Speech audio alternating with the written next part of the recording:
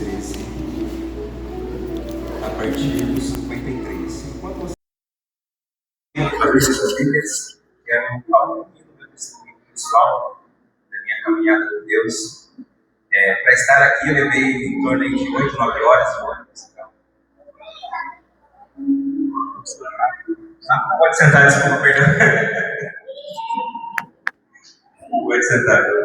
Acontece com frequência, perdão. Mas, para mim, uma igreja pequena também, assim, começa a se concativar de um contexto de igreja pequena também. Todo mundo se conhece, todo mundo sabe as dificuldades do outro. Então, justamente, Deus me manda vir aqui, numa cidade muito parecida com a minha, uma cidade que tem 6.700 habitantes, numa igreja de 50, 60 membros, para comunicar algumas coisas bem específicas com vocês. Bom, eu não cresci num berço evangélico, mas desde ali dos 8, 9 anos, eu sempre fui cristão, sempre frequentava a igreja. E muitas pessoas olhavam para mim e essas pessoas falavam assim: nossa, esse menino é diferente, ele tem um negócio diferente, parece que ele tem um dom na palavra, ele tem um negócio diferente. E de verdade, isso até saltava os olhos assim quando eu era criança. E aí fui conhecendo a Cristo, né? Saí da igreja, voltei 2 vezes, um contexto totalmente diferente. Mas o que eu posso dizer para vocês é que esse ambiente é o melhor ambiente que vocês podem estar. Quem aqui durante o louvor sentiu uma atmosfera totalmente diferente? Talvez você nunca sentiu isso. Eu quero trazer isso para vocês, que vocês podem viver isso todos os dias. Todos os dias da sua vida. Essa atmosfera em você, através de você e apesar de você.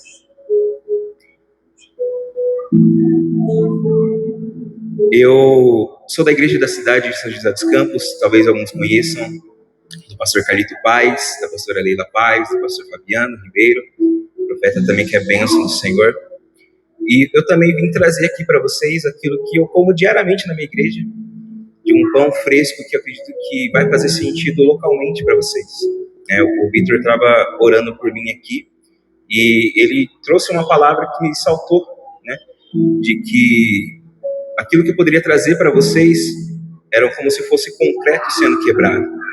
E eu quero falar com vocês a respeito sim de profecia, mas também da atmosfera profética e também de comunidade, conceito de comunidade profética. O Vitor, ele pregou acerca dos dons, ele explanou ponto a ponto de cada dom. E qual que é o próximo passo? O próximo passo é vocês se tornarem essa comunidade que realmente um exorta o outro em amor, não aponta o erro do outro, mas sim ajusta a caminhada junto, mas também leva encorajamento em momentos de dificuldade, de luta, e leva o amor de Cristo. E esse é o conceito que eu comecei a viver na minha igreja local, né? Igreja da cidade foi uma igreja batista, quadrada, engessada, que era proibido falar do Espírito Santo. A gente batizava as pessoas e não falava do Espírito Santo. Seja batizado em nome do Pai, do Filho, do Espírito Santo. Era muito difícil. Então era uma igreja muito engessada, muito tradicional, muito religiosa, incrédula. E o que eu quero falar hoje a respeito dessa passagem é sobre incredulidade. Porque para a gente viver esses ambientes, aonde essa atmosfera toca a gente de uma forma que a gente não explica, que só de começar a falar, você já começa a chorar, você começa a se emocionar, você sente a presença de Deus no seu corpo, de alguma forma você é tocado por Ele. Mas para que você viva isso na sua plenitude, você precisa romper com a incredulidade. Se a gente vir aqui na passagem de Mateus 13, diz assim, 13:53, quando Jesus terminou de contar essas parábolas, deixou aquela região e voltou para Nazaré, cidade onde tinha morado. Enquanto ensinava na sinagoga, todos se admiravam e perguntavam: de onde lhe vem a sabedoria e poder para realizar milagres? Não é este o filho do carpinteiro? Conhecemos Maria, sua mãe, e também seus irmãos, Tiago, José, Simão e Judas. Todas as suas irmãs moram aqui entre nós. Onde ele aprendeu essas coisas? E sentiam muito ofendidos. Então Jesus lhe disse: um profeta recebe honra em toda parte, menos em sua cidade e em sua própria família. E por causa da incredulidade deles, realizou ali apenas alguns milagres. Para pensar aqui, Jesus, completamente cheio do Espírito Santo, pensa assim, Jesus em pessoa, vindo aqui nessa igreja, em pessoa, e ele sacode a poeira dos pés. E ele falou assim: eu não pude realizar milagres por conta da incredulidade deles. Já parou para pensar? Foi isso que aconteceu, porque ele foi na cidade aonde ele viveu e não pôde derramar daquilo que ele tem, porque as pessoas estavam fazendo uma parceria com a incredulidade. Se a fé no ambiente gera uma atmosfera de milagres, a incredulidade no ambiente gera um ambiente de esterilidade.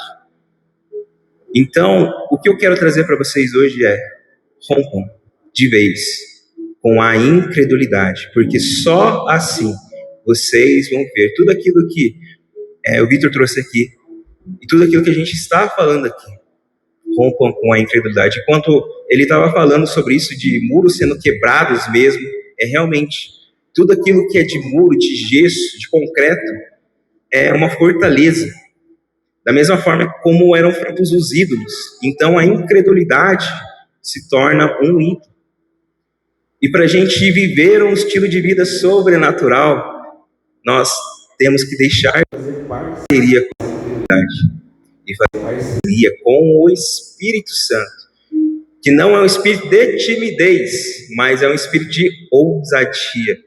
Porque se você faz parceria com a incredulidade, você está fazendo parceria com o conforto, porque é muito mais fácil, não concorda? Muito mais fácil acreditar que os milagres não são para hoje e que você não pode se mover, do que você tomar a frente, correr riscos para que talvez algo aconteça.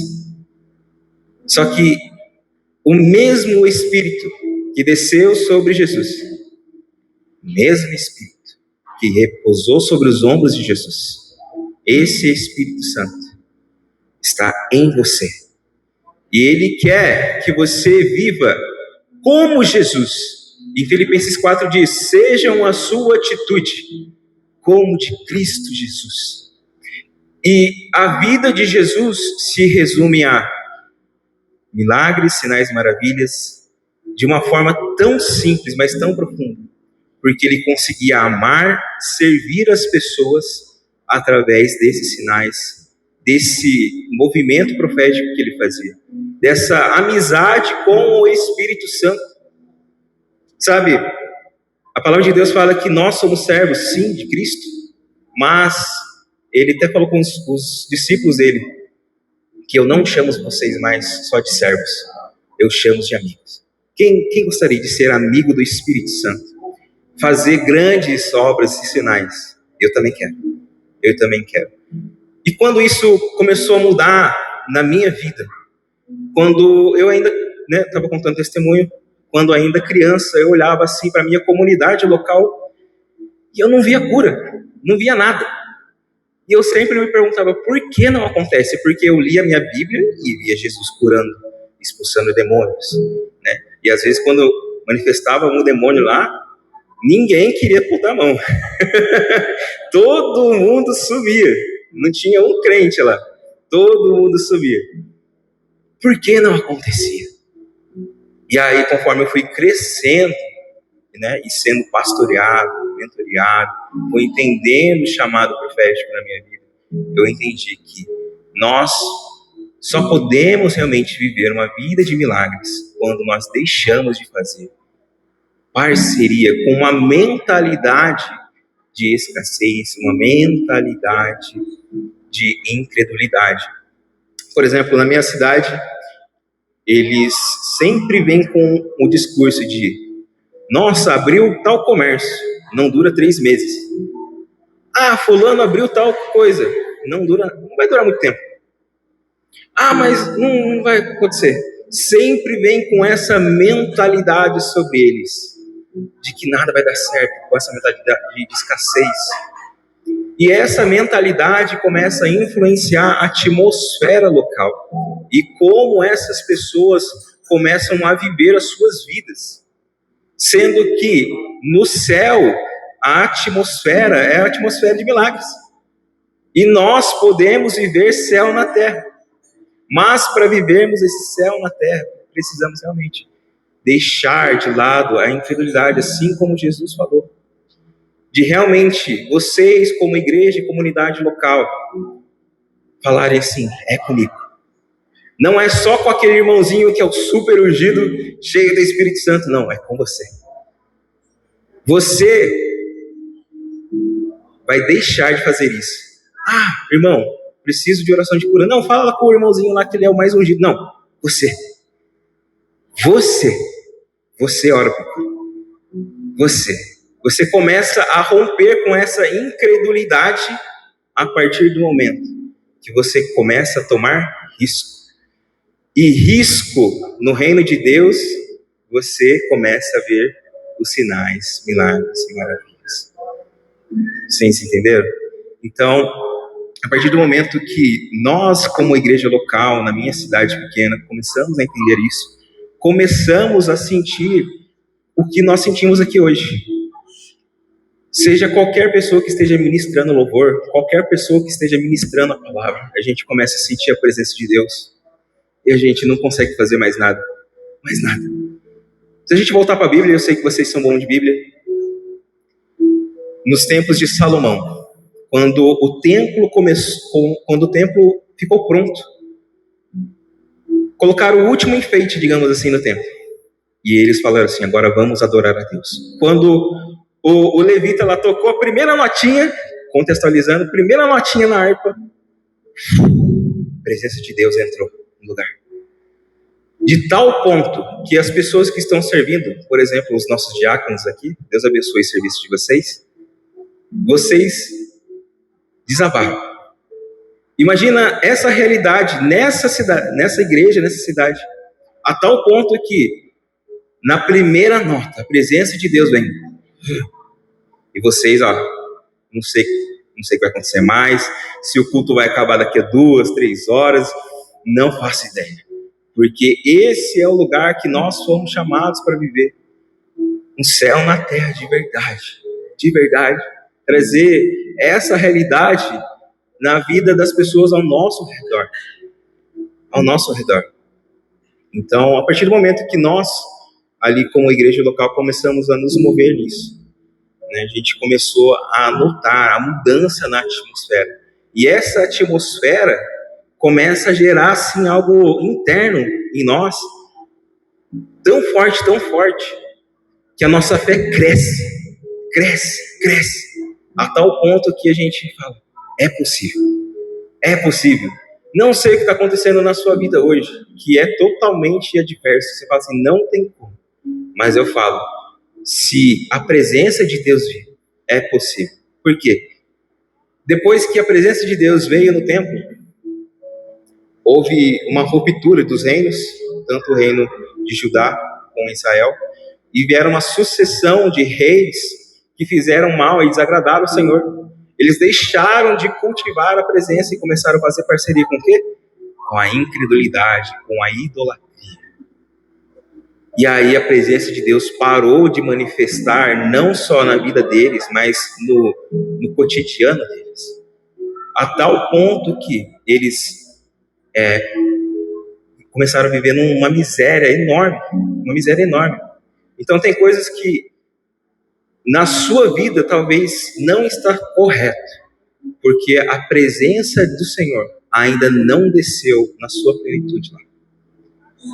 Quando você percebe a presença de Deus entrando na sua vida, tudo muda. Tudo muda. Tudo muda, de verdade, de verdade. Quando eu tive a minha primeira experiência com o Senhor, tendo essa pergunta, né? Por que não acontecem milagres ao meu redor? Por que só eu estou buscando o Espírito Santo? Porque essas pessoas não querem isso. E aí eu tive a minha experiência com Deus. Depois de jejuar por um tempo, o Espírito Santo me pegou no final de culto assim, totalmente atípico, a tal ponto que eu fiquei 2, 3 semanas sentindo o poder de Deus no meu corpo. E a partir desse encontro, minha vida mudou completamente. Mudou a tal ponto que mudou a forma como eu via as situações ao meu redor. Então, eu deixei de ser apático e eu comecei a me mover, a ter coragem realmente, a chegar e olhar para uma pessoa, faz sentido isso aqui para você? Faz sentido. Irmão, deixa eu orar para você que não sei se você vai ser curado, mas deixa eu orar por você. E eu comecei a me mover.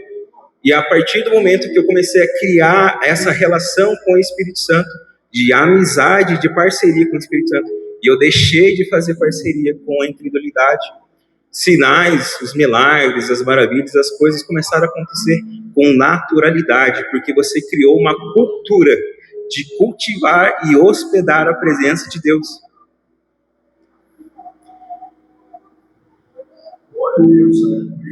Vocês estão comigo? Amém? Amém? Aleluias. Aleluias. Tem mais um exemplo bíblico que eu não vou ler completamente aqui por conta do tempo, mas está em Marcos 9, aonde um pai traz o seu filho, ele está endemoniado, e o demônio faz o que quer, né? Com o filho, faz ter convulsões para lá e para cá, e foi uma situação que os discípulos não conseguiram lidar, a tal ponto que Jesus falou assim, que geração incrédula. Eu vou ter que fazer tudo isso aqui sozinho de novo? E aí os discípulos chegaram e falaram para Jesus, por que a gente não conseguiu expulsar o demônio?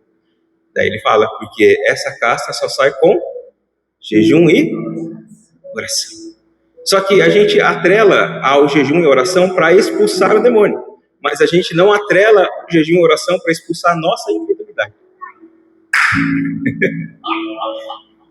Porque quando você jejua e ora para expulsar a incredulidade da sua vida, abre um espaço gigantesco para a presença de Deus vir. E preenche, assim como veio nos tempos de Salomão, e preenche. Aí não é só mais a presença de Deus em você. Aí começa a vir a presença de Deus através de você. E aí você começa a viver a plenitude de que é ser como Jesus, que é ser filho. Então, qual é o segredo de uma vida de milagres, de um profético, de mover nos dons, é ser filho? Todo mundo, até o pessoal da faculdade pergunta assim, Nicolas, como é que é o profético? Parece que é muito difícil, muito complicado. Eu falo, seja filho. Porque se você for filho, você vai ter a mente do filho, Cristo. Vocês, porém, têm a mente de Cristo. Vocês andam no Espírito. E aí vocês fazem as mesmas obras que o Filho fez. Porque o próprio Filho falou que vocês fariam as mesmas obras.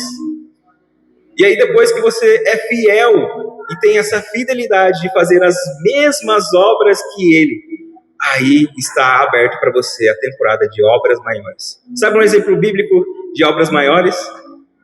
Quando a pressa do Evangelho de ser propagado nos tempos de Atos, que Paulo teve que rasgar vestes e levar esses panos ungidos para as pessoas serem curadas. Isso é um exemplo de obras maiores. Jesus não fez, mas você pode fazer. Se você hoje falar assim, Pai, me envia. Porque há cerca de 10 anos atrás eu falei, Senhor, eu não sei o que o Senhor quer fazer na minha vida, mas eu falo, me envia. Me envia. E hoje eu estou aqui falando para vocês, 10 anos depois, se movendo no profético, ensinando pessoas de uma forma simples, saudável, que é possível.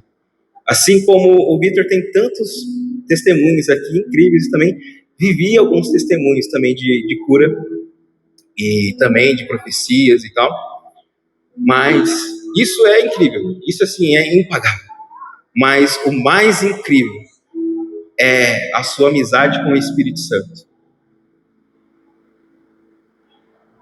E nós somos humanos, nós erramos, nós falhamos. E a gente às vezes entristece o Espírito Santo. E a palavra é muito específica, ele fala assim, não entristeçais o Espírito Santo, porque é como se o pai falasse assim, pecou contra mim? Ok. Jesus fala assim, pecou contra mim? Ok.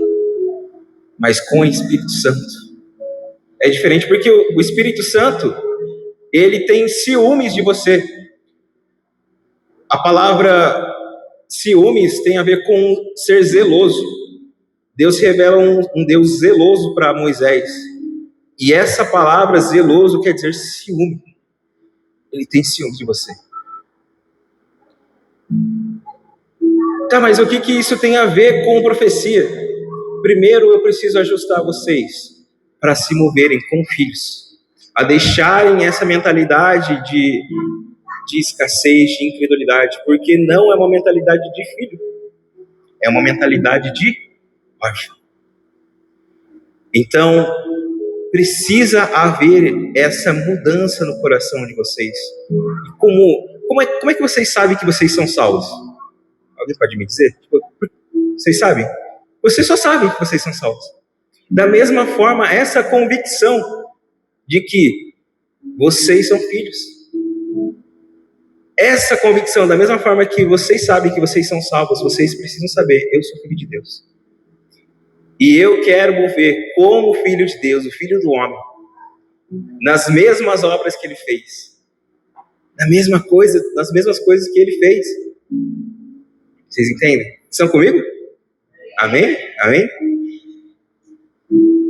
E teve mais um exemplo bíblico, que é depois que houve essa separação dos reis, depois de Salomão, a presença de Deus era tão forte nos tempos de Salomão que até a prosperidade mudou totalmente o âmbito local, né? Que a prata era uma coisa assim, era nada, prata. Só que daí eles perderam esse zelo e essa parceria, essa amizade com o Senhor. E aí começou uma sucessão de reis que fizeram aquilo que desagradava ao Senhor. E aí Israel e Judá ficavam nessa briga entre os dois e também com outros reinos. Até aparecer um homem, que é o rei Ezequias. E a Bíblia fala que o rei Ezequias era bom e fazia o que era correto diante do Senhor. E o que o rei Ezequias fez de modo prático? Assim que ele assumiu o reinado, ele começou a quebrar os altares de idolatria, os altares de incredulidade, coisas físicas, concreto, assim como o Vitor falou para mim, concreto. O que essa palavra tem a ver com vocês hoje? E eu, falando para vocês, eu tenho um ofício de profeta. O que tem a ver com vocês hoje? Deus quer quebrar essas estruturas de concretos disso. Coisas que vocês construíram durante a vida, que vocês talvez pensaram que é certo. Mas o Senhor fala, tem algo muito maior disponível para vocês. Se vocês decidirem acessar isso, a vida de vocês, eu tenho certeza, vai ser completamente diferente. Completamente diferente. Um exemplo muito prático da minha vida, como a presença de Deus mudou a minha vida. Em 2024, eu fui diagnosticado com esplenomegalia, que é um aumento do baço. Eu falei, tá bom, aumento do baço. Eu não estava na igreja. 2025 eu voltei para a igreja.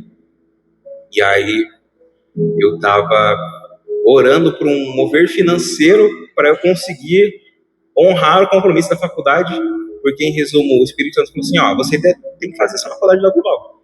Daí o Espírito Santo, falei pro Espírito Santo assim, tá bom, me manda um emprego, tô desempregado. Falei, não, vai, faz primeiro. E em resumo, eu fiz pela fé, né?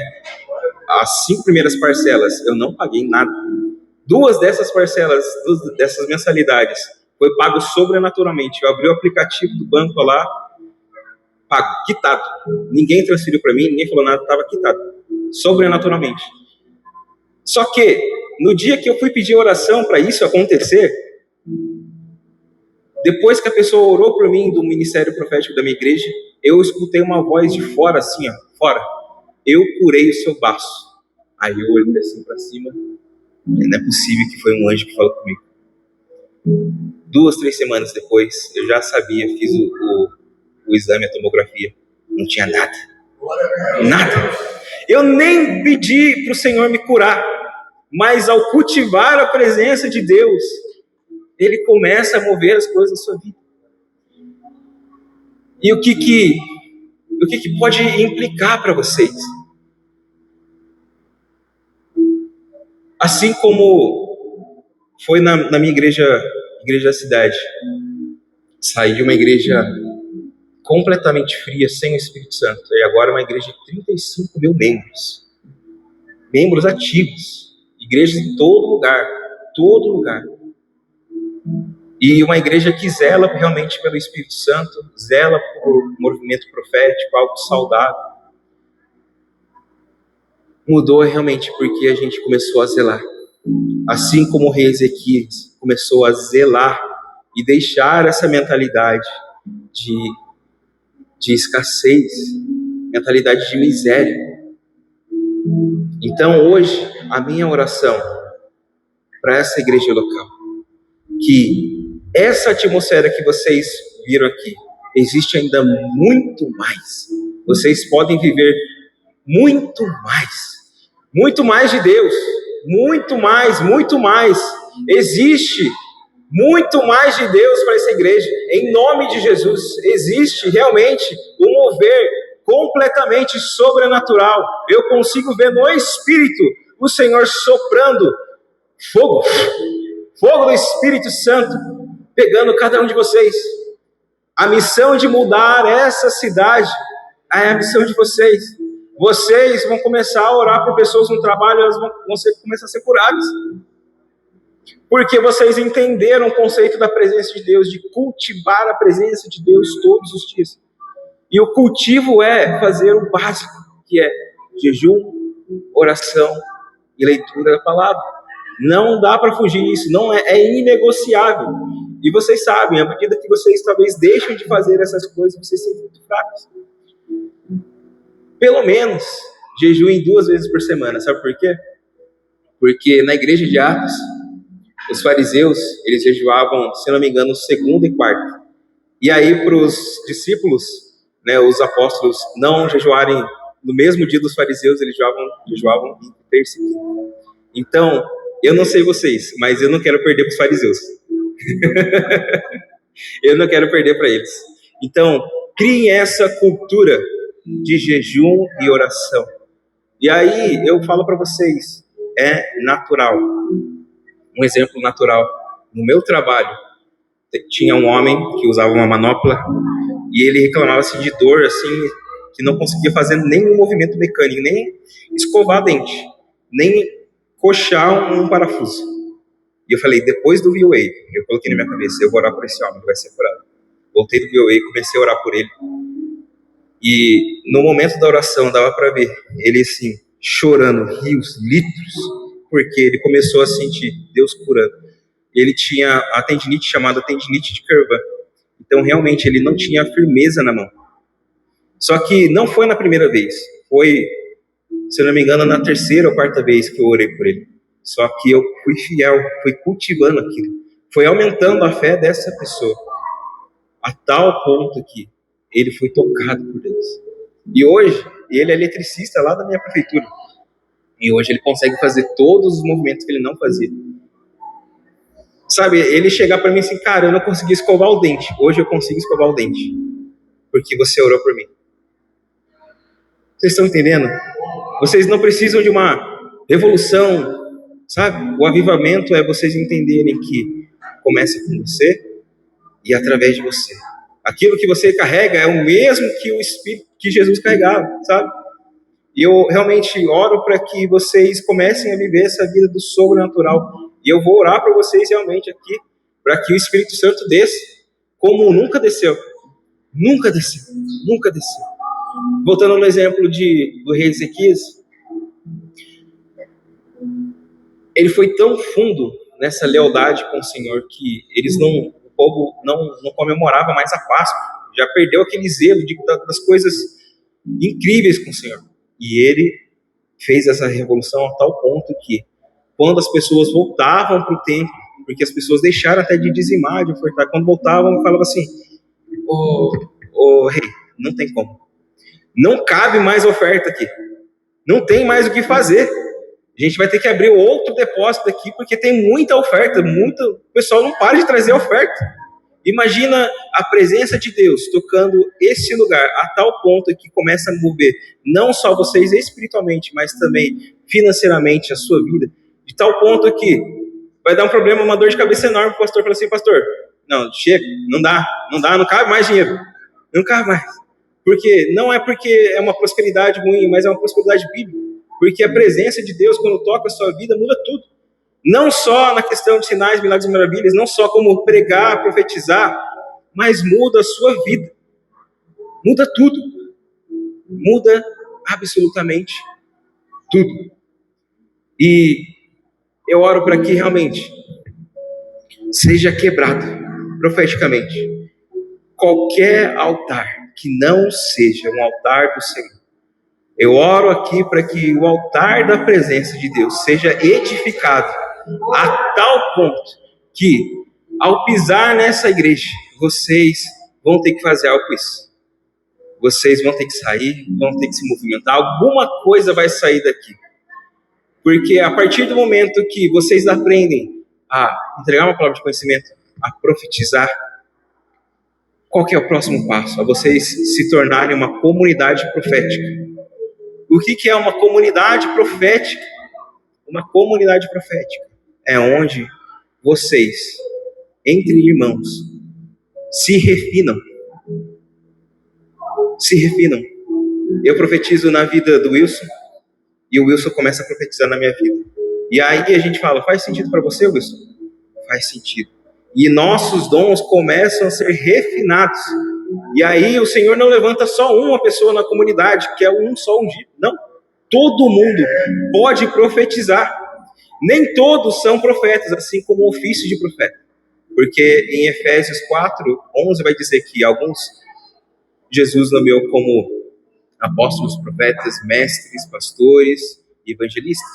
Nem todos têm o ofício de profeta. Eu vou falar um pouco sobre isso para finalizar. Mas todos podem mover-se e profetizar. Um exemplo que todos podem se mover nisso. Eu tive uma palavra de conhecimento numa sala profética na minha igreja, e eu vi uma moça com um olho cego, só um olho cego, o olho branco assim.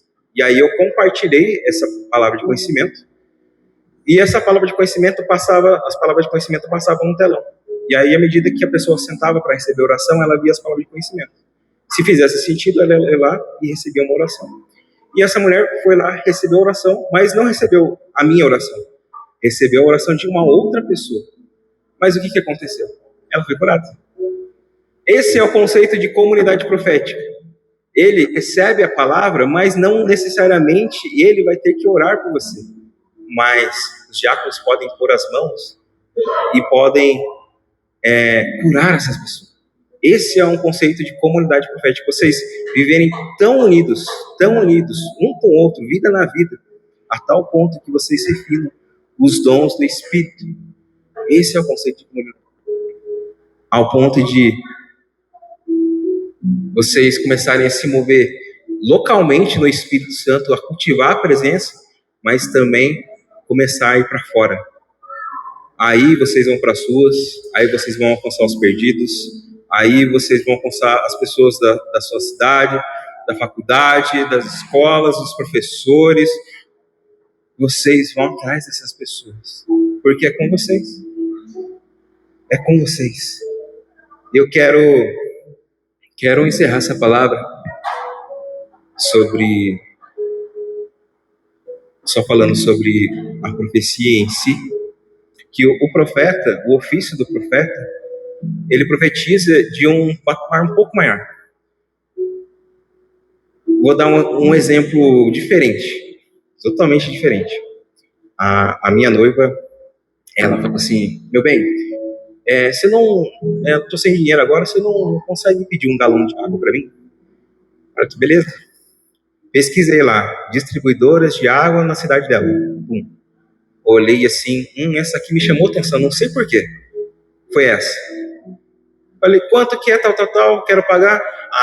Faz o seguinte, já paga também a que ela estava devendo anteriormente, e eu também já mando para você, para ela lá, o galão de água novo. Fiz lá o pagamento e tal, ela recebeu a água. Aí ela vem e me manda um áudio assim: como você sabia que eu pedi a água exatamente nesse lugar? Porque é ser profético, até nessas coisas mais simples. Então o profeta, ele é realmente um ser realmente profético, ele se move sendo ele mesmo, em profecia. Então é um patamar um pouco mais elevado no ofício profético.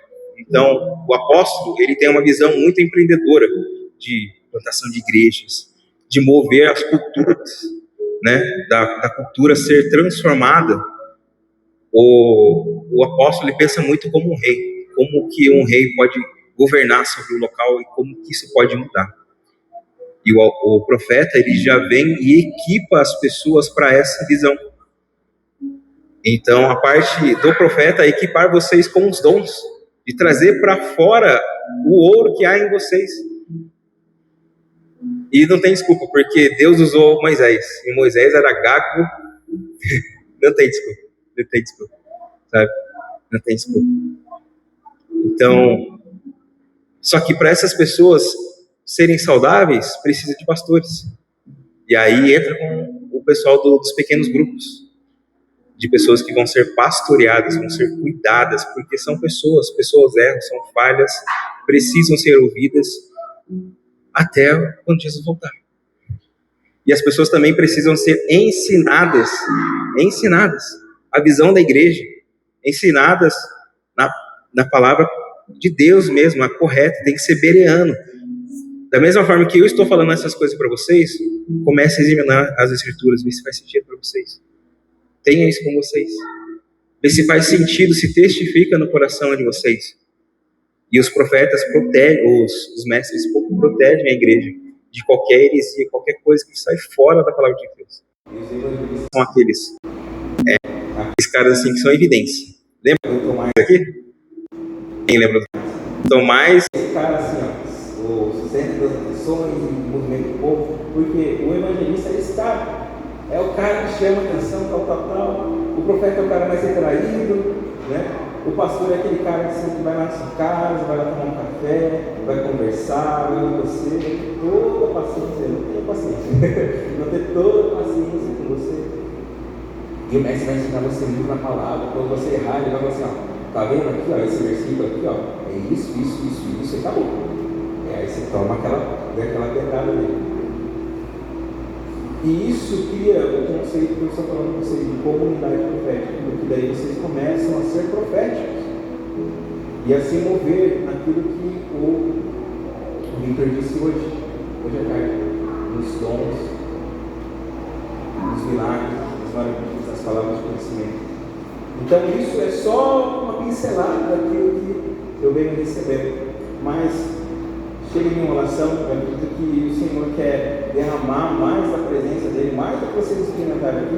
Então, convido vocês a se colocarem de pé. Já falei demais. Alguém foi edificado com o que eu disse? Tem sentido para vocês? Amém? Tem sentido? Glória a Deus. Isso é muito bom para o meu coração, quer dizer que estou ouvindo bem a voz do Senhor, e isso é incrível. Eu quero que vocês realmente estendam suas mãos, fechem seus olhos. Eu vou fazer uma ativação profética. com vocês. Existem muitos sonhos aqui, pessoas com muitos pedidos, muitos sonhos do Senhor, pessoas que para executar aquilo que está no coração que humano, precisa realmente de uma porção da presença do Senhor. Assim como agora há pouco eu vi uma visão do anjo do Senhor com um arco, atirando uma flecha, furando, passando tudo aquilo que não é do Senhor. Essa palavra e esse mover vai entrar no coração de vocês e a gente vai marcar. Fechem seus olhos, se vocês quiserem orar, se vocês quiserem se mover, se vocês quiserem sentar, fiquem à vontade. Pai, obrigado por essa noite. Obrigado porque tudo que o Senhor faz é bom. E o Senhor é bom. E a sua bondade dura para sempre. Eu oro para que essa igreja aqui agora seja ativada agora profeticamente, para que a tua presença venha sobre cada um aqui em nome de Jesus.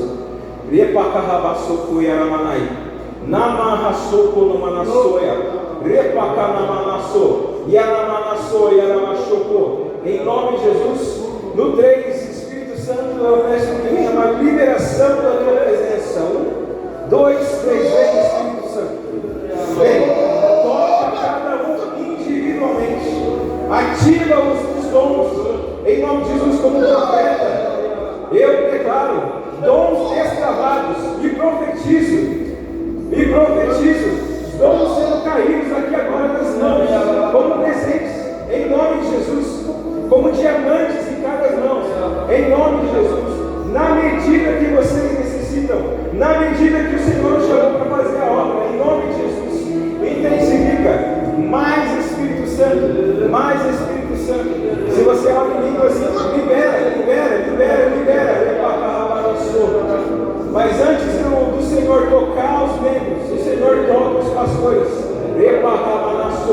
Eu oro, Pai, para que em nome de Jesus, o Senhor abençoe os anjos do Senhor, para derramar agora novo óleo, nova unção. Em nome de Jesus, e esse óleo que vai escorrer sobre eles, esse renovo do Espírito Santo, vai derramar por toda a comunidade. E eu quero profetizar que essa comunidade será cheia do teu Espírito Santo, assim como